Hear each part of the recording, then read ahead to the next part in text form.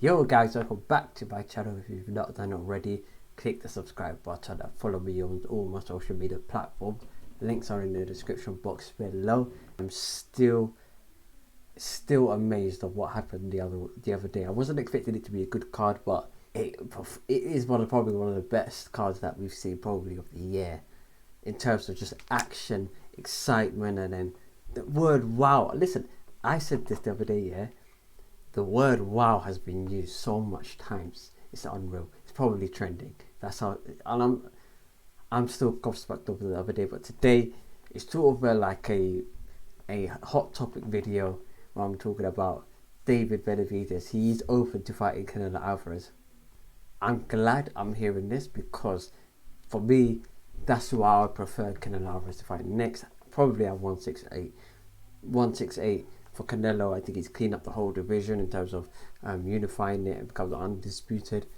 So Benavidez, who lost his belt or vacated his belt at 168, it's sort of that getting rid of every problem that there is in that division, because even though he's undisputed at 168, he didn't beat every top person in that division, and the last person he has left in that division or who's in that division currently is David Benavidez. So yeah, David Benavidez a fight in Mexico. It's said to be in Mexico. You guys know what time it is.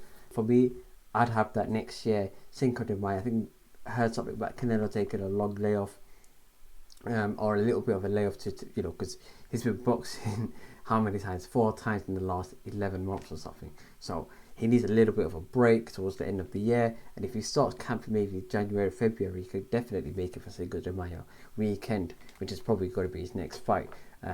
So David Benavidez, yes, that's the fight that I'm hopeful for.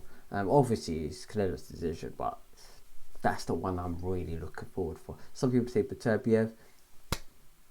We'll do a 175 after you clean up everything at 168.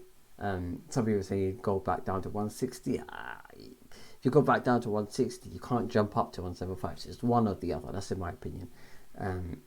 Or if you want to make it, if it's certain other weight classes, let's just say you're dropping down from 135 to 130, and then you're going up to 140.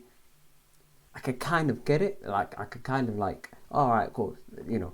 It's not really a huge difference. The guys you're facing aren't going to be massively different to the guys you're facing at 130 or 135. But this is a huge jump. We're talking about the guys could be from 5'8" to anywhere between 6'2", etc. Like I saw Craig the other day, he was about 6'2", 1 or 2, something like that, which is crazy. So yeah, that's in my opinion. I think that's what Canelo should definitely do next. And next on the sort of the hot topic table, fam. Yeah. Did you see the David Adelaide knockout? Listen, the picture the other day, yo, the man was like having his hands on like that on the ropes. People were saying that he was being crucified. I'm telling you, that guy, he got slumped. But if you watch the fight, the guy he's in bad condition, and sometimes I'm just like, fam, you're not gonna build fights letting them be up tomato cans of people who are so out of shape like that. You need people to test them. That guy, what did that guy teach him? Nothing. It's no point like just feeding them these bombs, yeah, and all of a sudden by the time they get up to their 40th or 50th fight, they have record of just they're undefeated. That's what they brag about. They're undefeated, yeah. And then when they come against a real challenger, they get smoked. They need challenges. They need like stepping stones. Okay, this fight, what's the next harder? Slightly or a little bit harder. Increase the difficulty, raise the temperature slightly. That's what I would do, man. People are giving him so much stick. I hear it. I don't agree with it, because I don't agree with giving them, especially boxers. I don't agree with giving boxers hella stick for getting in the ring and fighting who's just put in front of them. It is like, so let's just say David Adelaide's management team or his promoter in Frankfurt turn around and say to him, all right, cool, we want you to fight, I don't know, Johnny Fisher or Eric Molina is a different story, but someone along that ilk next. And he goes, I'm sure he'll probably say, yeah, I'll fight these guys. I'll fight anyone. So I have to start questioning his, what direction does he want to go down? If he's not ready, this is what I see with David Adelaide. I see that he's a gentleman who after throwing like 2 or 3 single shots takes large pauses and then takes 1 or 2 single punches, shots afterwards. I don't think it's crazy to say this, but he might not actually be a heavyweight. He might actually be a cruiserweight. And I know it sounds crazy, and I know some people be thinking, fam, but he's a big guy, but I think that he would do probably a little better at cruiserweight or bridgerweight. Aside, not well, bridgerweight is a bit of a it's a bit of a piss take if you say man's bridgerweight level is, but like I just don't think. I think he's carrying too much weight. When AJ carry too much weight before looking for his shots, haymakers, etc. And you just get exhausted. You just out of it. That's what I think. I think you need to just drop down another 5 to 10 pounds. Drop it, shred it down. Have a bit more speed, a little bit more stamina to yourself. Then potentially increase on your combination punch, because I think he just throws single shots, man.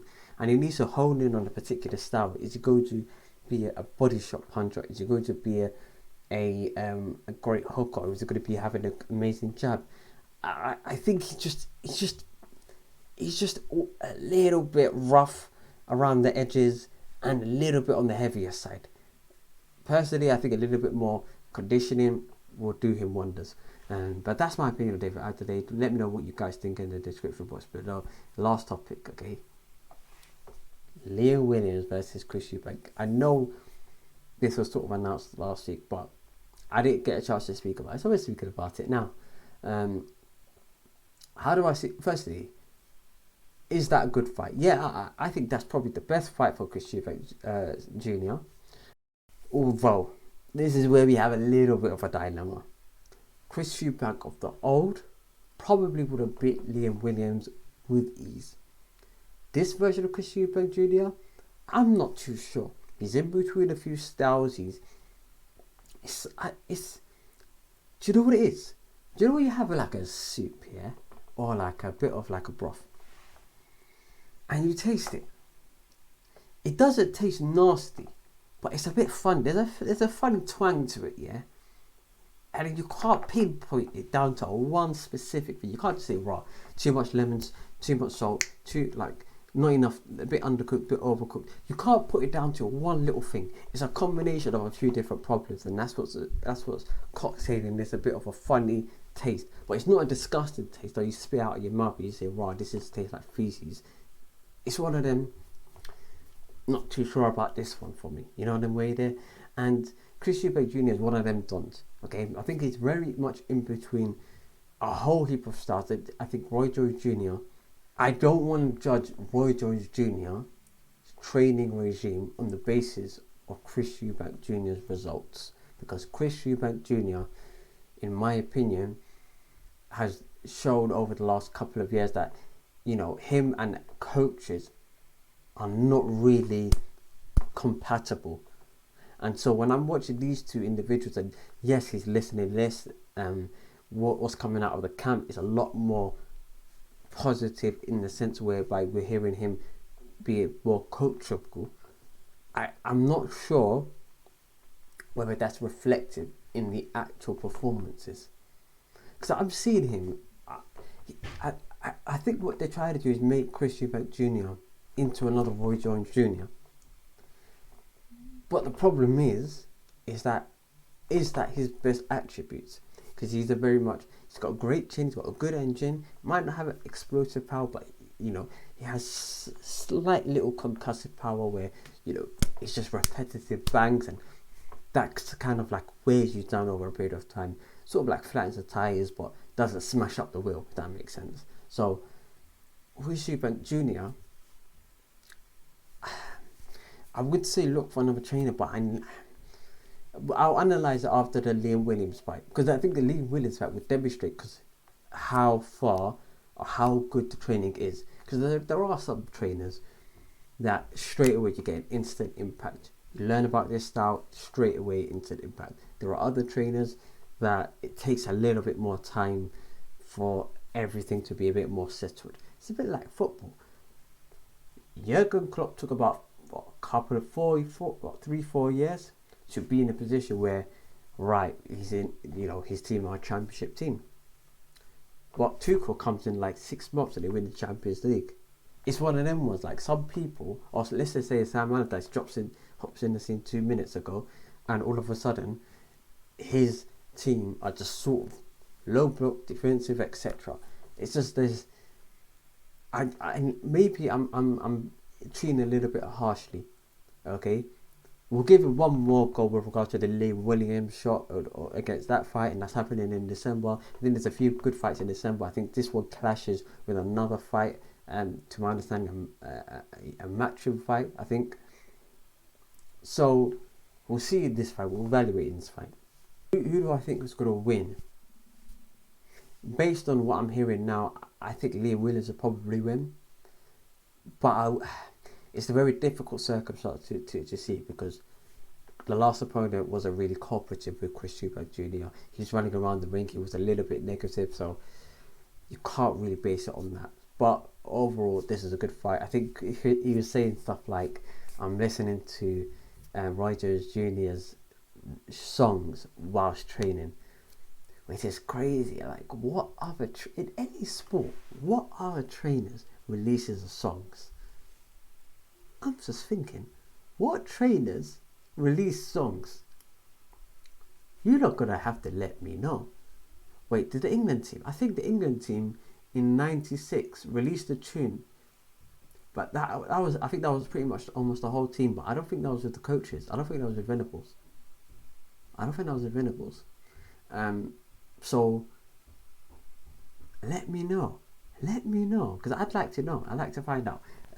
If you like this video, drop a like. Let me know what you guys think of these fights. These are the David Benavidez versus CANELO. How do you assess David Adelaide as a whole? What do you guys make of him? Because I think he needs a little bit more time, to learn, as opposed to somebody like a Dubois. I think Dubois is a bit more. He showed with the action, but when he come up against Joe Joyce, I don't think he was at that right level yet. So it's one of them. You don't want to rush them too soon, but you don't want to just slow down the progress to the extent where, but he's looking at the end of his career. He's not had a title shot yet. You know the way there. But let me know what you guys make of David Adelaide as a whole. And I like to see his progress in general. Liam Williams versus Chris Eubank. Let me know how you guys see that fight. It's an interesting fight. I'm not paying for it. If it's pay-per-view, I ain't paying for it. Straight up, I am not paying for Liam Williams versus Chris Eubank Jr. pay-per-view.